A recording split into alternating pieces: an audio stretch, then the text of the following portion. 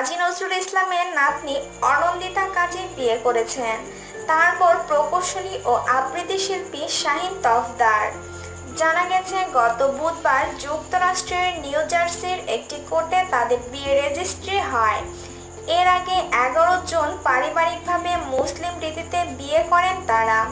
এটি দুজনেরই দ্বিতীয় বিয়ে। অনন্দিতা কাজী ওপার বাংলার জনপ্রিয় সঙ্গীত শিল্পী, টিভি উপস্থাপক ও আবৃত্তি শিল্পী। চলতি বছরের মে মাসে নজরুল সম্মেলনে অংশ নিতে নিউ ইয়র্কে যান তিনি।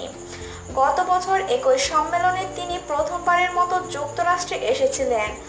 অনন্দিতা কাজীর মা কল্যাণী কাজী চাইছিলেন তার মেয়ের বিয়ে হোক। অনন্দিতা কাজীও বিয়ে করতে মন স্থির করেছিলেন। অনন্দিতার আগের ঘরের একটি মেয়ে রয়েছে। কয়েক বছর আগে মেয়ের বিয়েও দিয়েছেন তিনি। জানা গেছে, এবছর নজরুল সম্মেলনে দুদিন পর অনুষ্ঠানের আয়োজক কবির কিরণ নিউ জার্সির বাসায় অনন্দিতা কাজী ও শাহীন তফদারের প্রথম দেখা হয়।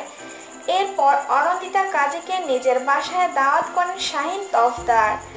কবির কিরণই বিয়ের ঘটকারি করেছে বলে জানা যায়।